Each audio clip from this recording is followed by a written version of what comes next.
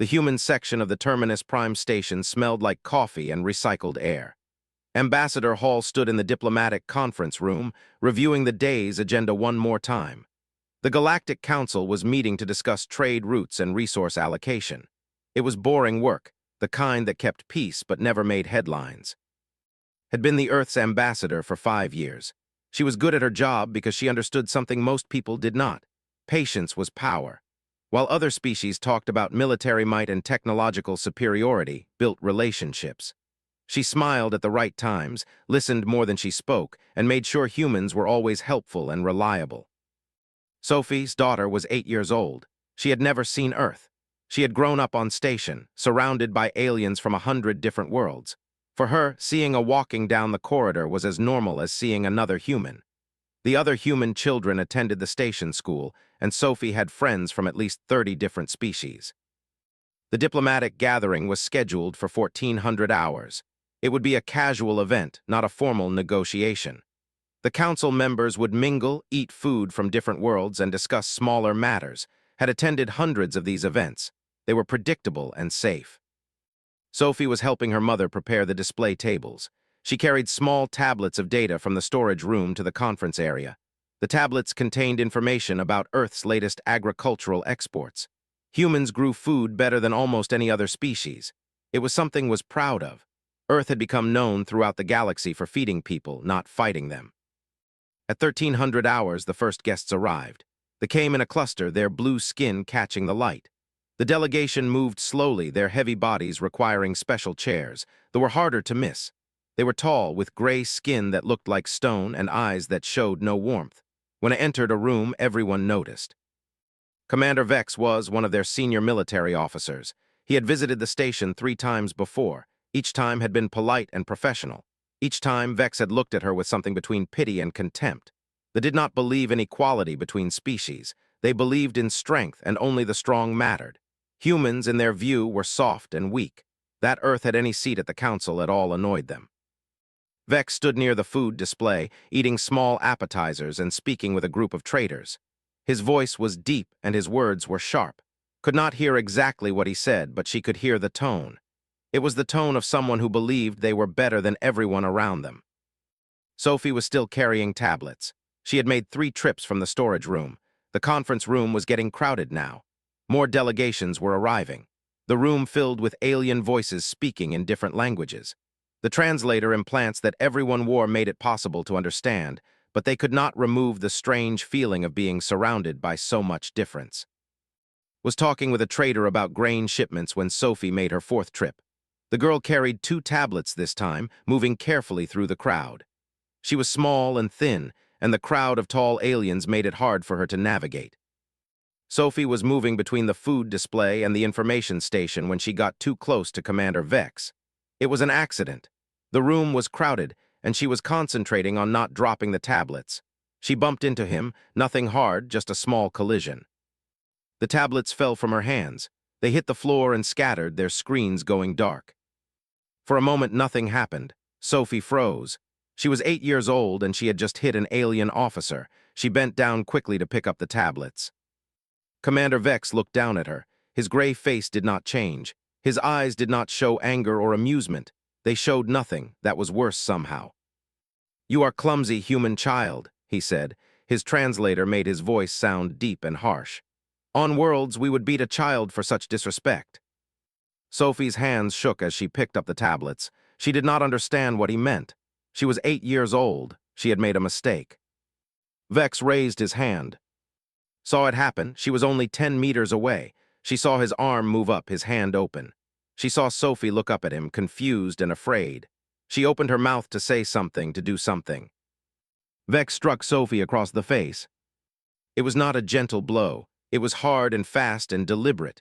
Sophie fell backward onto the floor. The tablets scattered again. The entire room went quiet. Moved, she ran to her daughter and dropped to her knees. Sophie's face was red. A small amount of blood came from her lip. The girl was crying, confused and hurt. "Do not cry, child," Vex said, standing over them. "It is a simple lesson in respect. You would do well to learn it."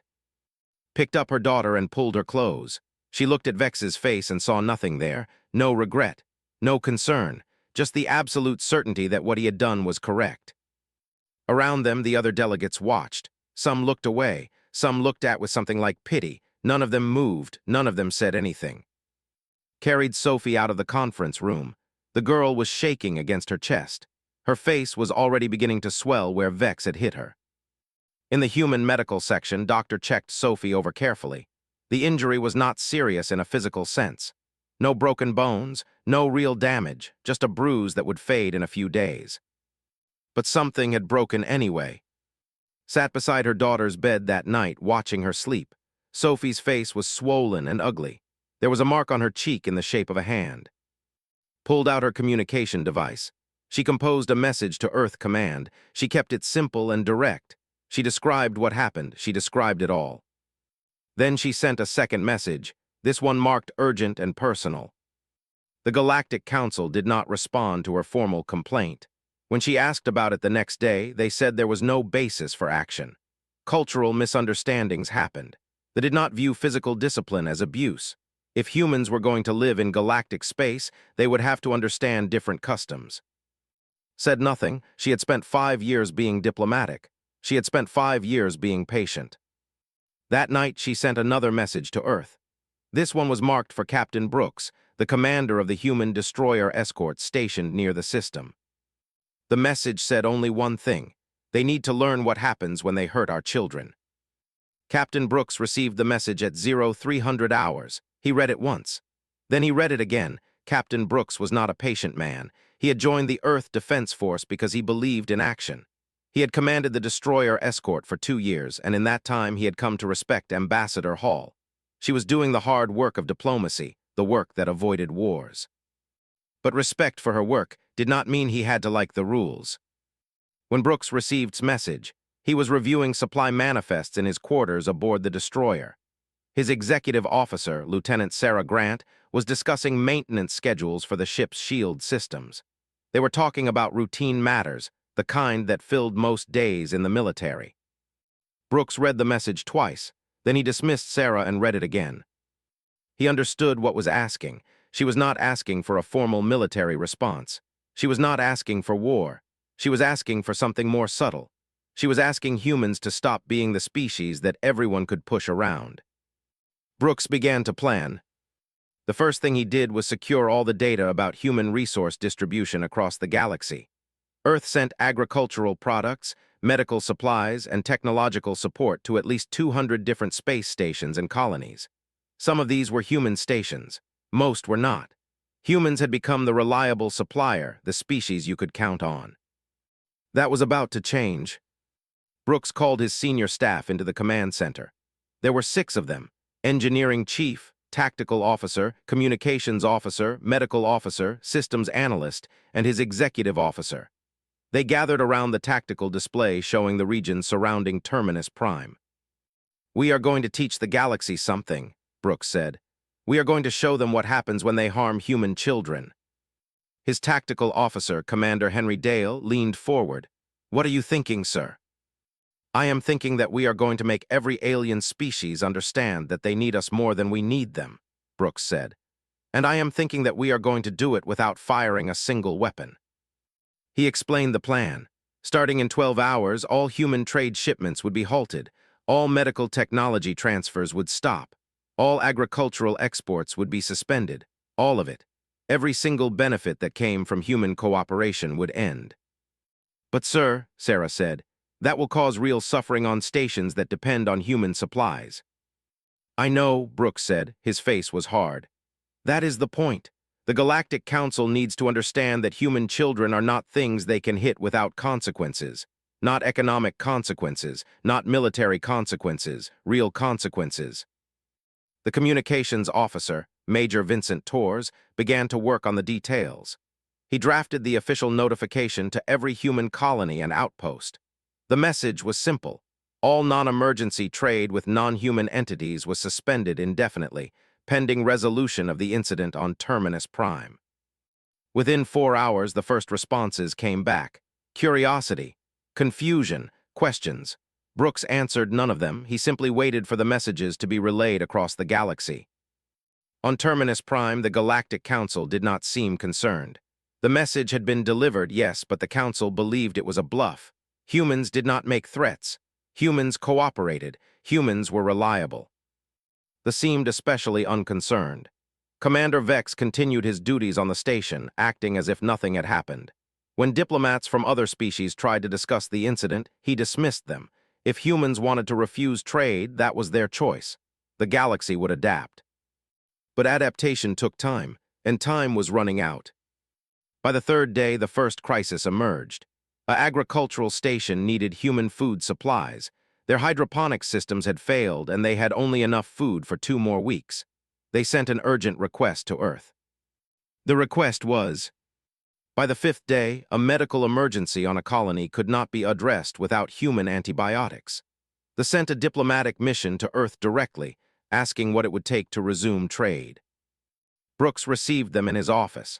They were large, slow-moving beings with rough skin and serious expressions. Their representative was named, and he had been friendly with humans in the past. Your refusal to trade is causing suffering, said. We did not strike your child, they did. Why do you punish us? Because the council did nothing, Brooks said. The council allowed it to happen and then dismissed it. If your people want human trade to resume, you need to make the Galactic Council act. You need to make them understand that humans deserve respect. Left the meeting frustrated, but he left understanding. The message began to spread through the galaxy. The human action was not random cruelty, it was targeted and deliberate. On the 7th day, riots broke out on 3 different stations. Species that depended on human medical supplies were dying. Species that depended on human food were hungry. The anger toward the grew, and the pressure on the Galactic Council increased.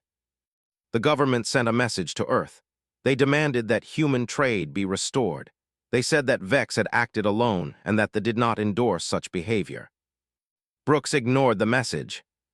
Sophie recovered physically. The swelling went down, the bruise faded to yellow and then to nothing, but could see the change in her daughter. She did not play with the other children as much. She was quieter. When she walked through the station, she stayed close to her mother. Had been right to reach out to Brooks. She had been right that the galaxy needed to learn a lesson.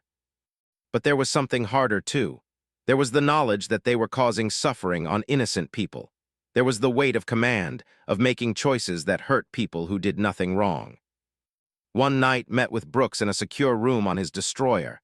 They had encrypted their communication. How long can we maintain this? Asked. As long as it takes, Brooks said. Every day that passes, the pressure grows. The council cannot ignore what is happening. Either they force Vex to face real justice or their entire system collapses. And if they escalate, if they send a military fleet? Brooks smiled. It was not a warm smile. Then we show them why humanity earned a seat at the council in the first place. Did not ask what that meant. She did not want to know. Not yet. They still had time to avoid that path. The galaxy was learning that humans were not soft. They were learning that humans protected their young. The Galactic Council agreed to a trial on the 21st day. It was not because they believed humans deserved justice. It was because they could no longer ignore the crisis that was spreading across known space. Stations were failing. Species were dying. The economic system that the Council had built was cracking under the pressure of human refusal to trade. The trial was scheduled for the Grand Chamber on Terminus Prime. The room was massive, designed to hold representatives from dozens of species. The chamber had hosted hundreds of trials over the centuries. Most were about minor disputes between trading partners. A few were about serious crimes. This one felt different from the start. Sat in the human section of the chamber. She wore formal attire, the kind that made it clear this was not a casual matter. Sophie was not in the chamber. The council had ruled that children were not allowed to attend official proceedings. But Sophie was in a private viewing room nearby, watching through a secure video feed. She needed to see this. She needed to know that what happened to her mattered. Commander Vex sat in the section for the accused. He looked calm and confident. His gray face showed no emotion. He had brought 2 other with him, advisors or advocates. They looked equally unconcerned. The trial began with a presentation of facts. The council recorder, an ancient name, described what had happened in the conference room. He spoke in neutral tones about the child, the tablets, the collision, and the strike. He described it all as if it were a simple incident, a minor event that had somehow grown into something larger. Presented evidence. She had recorded the incident, the audio captured by the station's security system. When they played it, the entire chamber heard the sound of Vex's hand striking Sophie's face. The impact was clear and unmistakable. She showed medical records. She described Sophie's injuries. She spoke about the psychological impact on her daughter, how a child had been harmed for no reason other than an accident. When she finished, the chamber was quiet, but could see in the faces around her that nothing had changed. The council did not see a crime. They saw a disciplinary matter that had somehow become political. Vex's advocates presented their case. They argued that striking a child was not illegal under custom.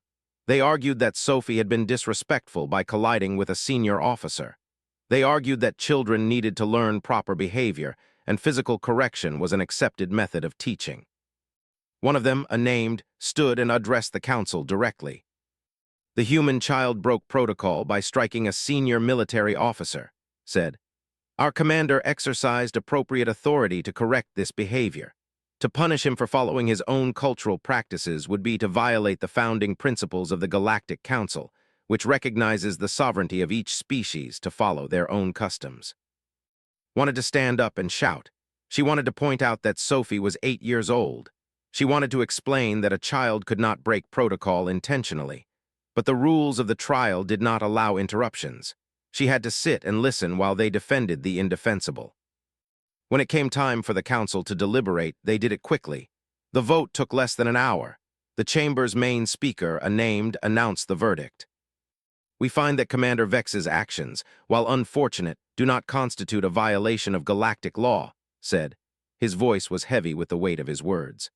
"The commander acted within his cultural rights in disciplining a child who showed disrespect. However, we recognize the concern of the human delegation. Therefore, we impose a fine of 10,000 galactic credits on Commander Vex." Vex reached into his pouch and produced a payment device. He transferred the credits immediately, his face showing no change. The fine meant nothing to him. It was less than what he earned in a week.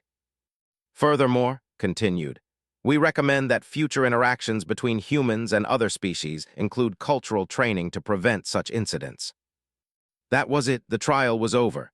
Sophie's attacker faced no real punishment. He paid a fine that meant nothing. The message was clear. Humans were not worth protecting under galactic law. Stood up, she walked out of the chamber without waiting for dismissal. Behind her, she could hear Vex's quiet laughter. In the viewing room, Sophie watched her mother leave. The girl's face was hard. She was only 8 years old, but she understood what had just happened. She understood that the galaxy did not care that she had been hurt. That night sent a message to Captain Brooks. The message contained only one phrase: execute Phase 2. Brooks had been waiting for this. He had predicted that the Council would fail to act. He had predicted that Vex would face no real consequences. He had prepared for this moment. At midnight Terminus Prime Time, the first orders went out to every human colony and outpost in the galaxy. The trade suspension ended, but it was replaced with something more selective. Human aid would continue to flow, but only to species that had voted against Vex's acquittal or abstained from the vote. Species that had voted to acquit Vex or had supported this position would receive nothing. By morning, the economic pressure had intensified. The species that had backed Vex suddenly found themselves cut off. No human food, no human medicine, no human technology. They had chosen the wrong side, and now they would pay the price. The Galactic Council tried to negotiate. They sent representatives to Brooks. They offered concessions and trade rights and military support, but Brooks was unmoved. The Council had their chance to do what was right, he told the representatives. They chose not to. Now they can experience the consequences of that choice. The government threatened military action. They sent messages warning that any further economic pressure would be met with force. They began to mobilize their fleet. Brooks received the threat and smiled. They had just made their second mistake. They had threatened humans, while humans held the economic power to destroy them. On Terminus Prime, Sophie stood at a window and looked out at the stars. She thought by the 35th day, the crisis was spreading like a disease across the galaxy. 3 colonies were on the edge of starvation. A medical station had to turn away patients because they lacked the antibiotics that only Earth produced. A human technical team had been supporting the infrastructure of the largest station. and without them, the station's systems were beginning to fail. The Galactic Council was in chaos. Diplomatic envoys from every major civilization were flooding into council chambers, demanding action. Some demanded that Earth restore trade. Others demanded that the government force Vex to accept real punishment. All of them were desperate. The meanwhile were growing more dangerous. Their military fleet was mobilizing. Ships were moving into the region. The threat of open conflict was becoming real. Brooks watched the situation develop from his tactical display. Every move the made was documented. Every fleet movement was tracked. His ship, the Sentry, was a destroyer. It was powerful, but it was just one ship. The fleet was larger. But Brooks knew something that they did not know. He knew that size was not everything. He called his engineering chief to his office. "I need you to do something," Brooks said. "Something that we have kept secret since we arrived in this region." His face remained calm. He had worked with Brooks long enough to understand that the captain sometimes had plans that needed to stay hidden. "What do you need?" asked. "I need you to activate the planetary defense grid on Station 7, Brooks said.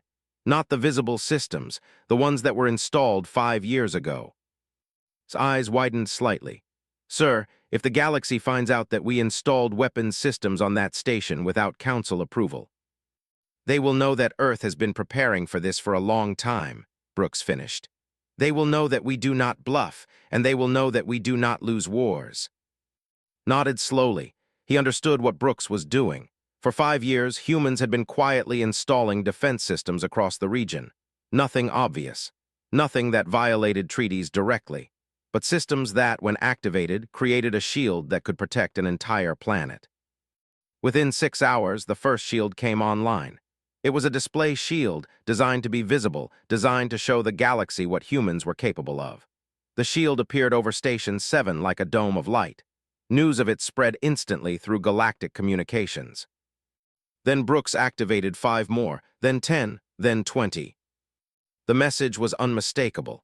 Humans had technology that the galaxy did not know about. Humans had been preparing. Humans were not weak. The military fleet stopped its advance. The Galactic Council sent an emergency delegation to Brooks's ship. They wanted to know what was happening. They wanted to negotiate. They wanted to avoid a conflict that could destroy the region. The delegation consisted of 3 council members, the unnamed and unnamed. They were the leaders of the most powerful species in the council, excluding the. Brooks met them in his conference room. He was polite but not warm. "What is the purpose of these shields?" asked. His heavy voice filled the room. "Protection," Brooks said simply. "Earth has decided that we can no longer rely on the Galactic Council to protect our people. We can no longer trust that human children are safe in Council space, so we have created our own protection." "These weapons violate the arms limitation treaties," said. "These are not weapons," Brooks corrected. "They are defensive systems. They have no offensive capability. They only protect. Is the Council going to claim that a species has no right to defend itself?" The Council members exchanged looks. They knew they were trapped. They had built a system on the foundation of free trade and mutual cooperation. Now that foundation was cracking, and if they pushed too hard, the entire structure would collapse. "What do you want?" asked. "What will it take to restore trade and deactivate these systems?" Brooks leaned forward. "I want Commander Vex stripped of his rank and exiled from all Council space. I want the government to formally apologize to Sophie Hall and to Earth. I want new laws protecting all sapient beings, including children, with real enforcement power. And I want the Galactic Council to acknowledge that it made a mistake." "The will never agree to humiliation," said. "Then the will starve," Brooks said. "The provide military force, but Earth provides food, medicine, and technology. Let them choose which is more important." The Council members left the ship without an agreement, but the pressure continued to mount. The government received reports of riots in their colonies. Workers were demanding that their government negotiate with Earth. The economic pressure was crushing species that depended on human trade. Even the, with all their strength and pride, could not survive on military force alone. On the 8th day of the crisis, the government sent a new message. They would agree to a new trial. They would agree to let the Council decide Vex's fate, but this time with the understanding that real punishment was on the table. Brooks agreed. It was time to finish this. But before the trial could begin, something changed. The and the sent a joint message to the government. They had reached a consensus. If they did not remove Vex from power and accept exile for him, the entire council would support Earth's trade restrictions. All of them, every major species, that would be completely isolated. The government had no choice. They announced that Commander Vex would be removed from active duty pending the results of a new trial. And this time, the trial would be different. This time, the council would judge with the knowledge that failure meant economic catastrophe. Sophie sat in the same viewing room, watching through the same secure video feed. But this time, she could feel the difference. The air in the chamber was tense in a new way. This time, the council was afraid. This time, justice had teeth. The trial would begin in 3 days. The second trial began with a different atmosphere. The chamber was full, packed with representatives from every major civilization. The news that the trial was happening had spread across the galaxy. Everyone understood that what happened here would change galactic politics forever. Commander Vex looked diminished. He sat in the accused section, but he was no longer surrounded by confident advisors. The government had abandoned him. He was alone, and everyone in the chamber could see it.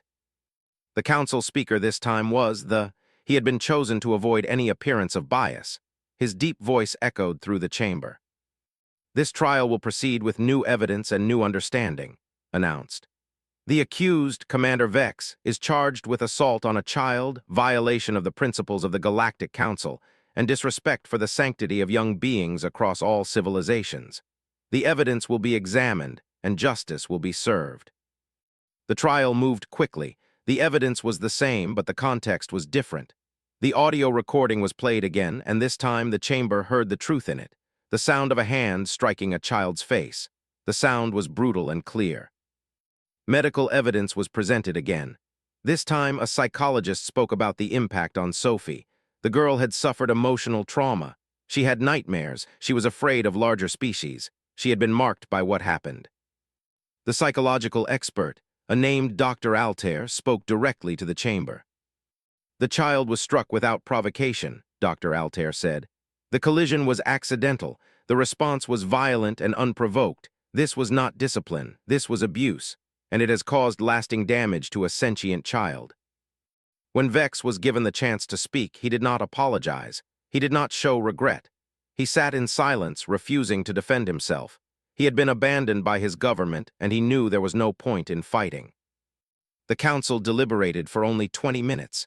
They returned with a verdict that was read by. "We find Commander Vex guilty of assault against a child and violation of council principles. We find him guilty of disrespect for the sanctity of young beings, and we sentence him to permanent exile from all Galactic Council space. He is stripped of his rank and title. He is forbidden from holding any position of authority for the rest of his life. His government has agreed to implement additional monitoring to ensure compliance with this sentence." Vex stood slowly. He looked at the council members, and for the first time, emotion crossed his face. It was not regret. It was rage. But it was too late for rage. He was escorted from the chamber by security forces. The chamber erupted. Some species celebrated.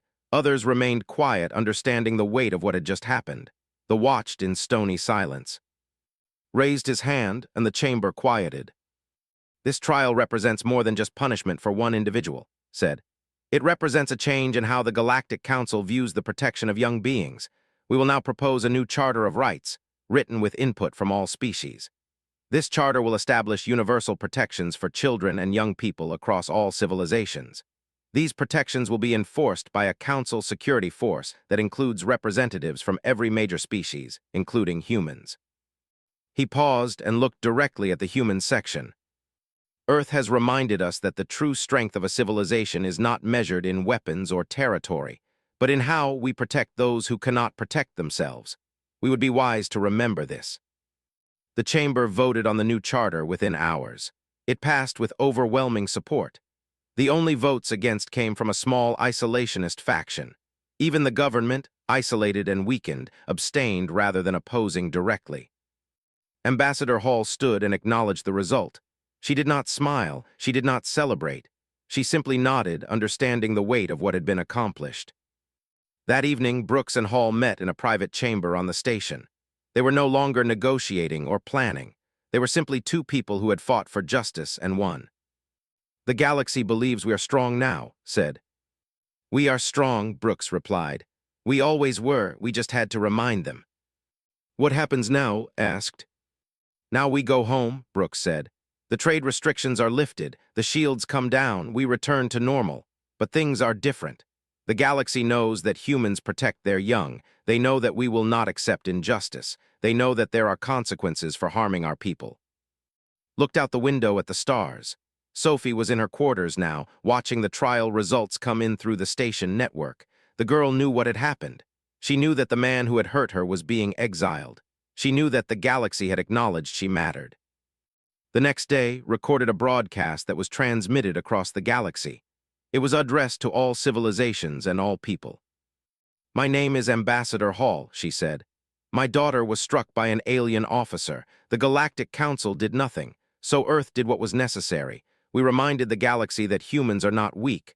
We reminded them that human children deserve protection, and the galaxy listened." She paused, and her voice became harder. "But this is not about pride or dominance. This is about something more fundamental. This is about the principle that the strong must protect the weak, that civilizations must care for their children, that justice must mean something, that if you harm an innocent being, there are consequences." She looked directly into the recording device, her eyes clear. "We are not a warlike species. We do not conquer or dominate, but we will fight for what is right. We will sacrifice for our young, and we will never accept a system where children can be struck with impunity. The galaxy now has laws that reflect this. I hope every civilization will honor them." The broadcast was watched across known space. Some species saw it as a threat. Some saw it as leadership. All of them understood that the order they had known had changed. Captain Brooks stood on the observation deck of his destroyer with his senior staff. They watched as the military fleet turned away from the region, moving back towards space. They watched as trade began to flow again, the economy of the galaxy slowly healing. "We showed them something important," Brooks said to no one in particular. "We showed them that human compassion is not weakness. We showed them that we will protect our people. And we showed them that being civilized does not mean being easy to push around." Sarah Grant, his executive officer, smiled slightly. "Do you think they learned the lesson?" "Some of them," Brooks said. "The smart ones did. The others will figure it out eventually." Sophie stood at the same observation window her mother used, but at a different time. She watched the stars and thought about what had happened. She was still 8 years old. She was still afraid sometimes, but she was no longer afraid of the galaxy. She understood now that her mother had fought for her, that a whole planet had fought for her, that humans were not weak even if they were smaller than many other species. Humans fought for what mattered. Humans protected their children. The bruise on her face had healed. It was gone, replaced by unmarked skin, but the memory would not fade, and Sophie did not want it to. She wanted to remember the day the galaxy learned that humans were dangerous when it came to protecting their young. The human delegation left Terminus Prime a week later. The destroyer accelerated toward home, carrying with it the knowledge that things had changed. The Galactic Council would continue, but now with new laws and new understanding. On Earth, when the news arrived, celebrations erupted in human cities. People understood what had been accomplished. They understood that their species had stood for something that mattered. They had fought for justice. They had fought for their young. And they had won. Sat in her official quarters as the destroyer made its way home. Sophie was asleep beside her, safe and protected, looked at her daughter's peaceful face and thought about the future. The galaxy would not forget what had happened. The galaxy would not forget that humans protected their children. And every time a young person walked through council space now, they would walk under protection that had been earned through humanity's willingness to fight. That was worth any cost. In the end, justice had a price, and humanity had paid it gladly. In his quarters, Brooks received a message from. It contained only one sentence. "Thank you for reminding the galaxy what humanity is capable of." Brooks deleted the message, but he kept the meaning. Humanity was not weak. Humanity was not something that could be pushed around. Humanity would protect its young no matter what the cost. The galaxy was finally beginning to understand. About the trial, she thought about the fine that meant nothing. She thought about how the galaxy did not care about her. But she also thought about her mother, who had fought for her. She thought about Captain Brooks, who was fighting for her now. The galaxy would learn that, when you hurt a human child, you learned what justice really meant. And justice, it turned out, was painful. And that was a lesson that changed everything. Then he started making preparations. The Galactic Council believed humans were weak. They were about to learn how wrong they were.